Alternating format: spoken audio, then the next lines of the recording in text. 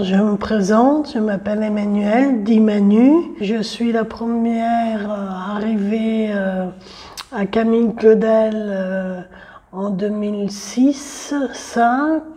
Ce film que nous faisons avec toi, Stéphane, sert à dévoiler ou montrer aux personnes qui sont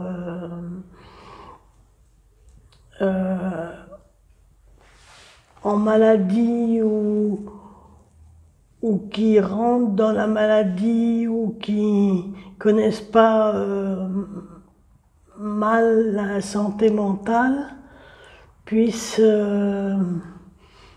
être renseignés, persuadés qu'on peut devenir stable au point de vue maladie.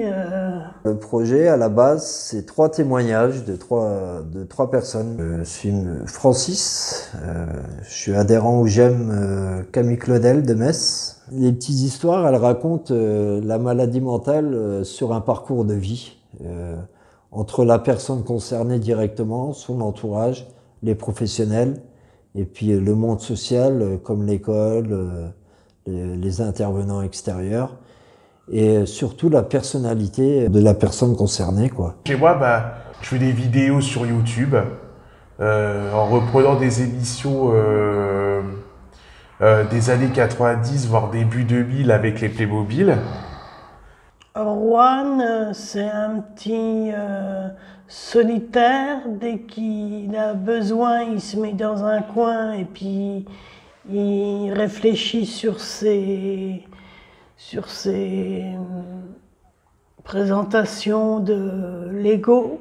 Dans ce projet, on se réunit une fois tous les jeudis et on discute de ce qu'on va faire de ce projet.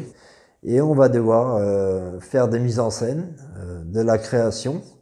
Et pour ça, on va être aidé par l'association La Passerelle de Metz-Borny, qui ont des studios. Et ça sera des vidéos de 3 à 5 minutes. J'ai surtout participé à la partie où on a essayé de manipuler des Lego et puis la pâte à modeler.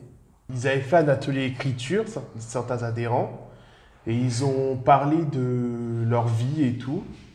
Et après, grâce à ce qu'ils ont écrit, on a essayé de réfléchir à la façon de pouvoir raconter cette histoire sous forme de documentaire. J'ai participé à l'écriture. Je me suis mis à la place de moi, excusez-moi, mais je me suis mis à ma place et je me suis décrite en différentes étapes de mes périodes de quand j'étais enfant, adulte, enfant, adolescent, adulte et jusqu'à aujourd'hui. Alors je pense que y en a que ça va beaucoup intéresser parce qu'ils connaissent pas du tout ce que ça peut être la santé mentale et encore moins la discrimination. Et ça va leur parler parce que ça sera très réaliste de montrer ce qu'une personne peut ressentir d'après des images ou la pâte à modeler ou des Lego. Et de pouvoir mettre sur papier, en Lego ou en pâte à modeler des émotions, je pense que ça va être très fort.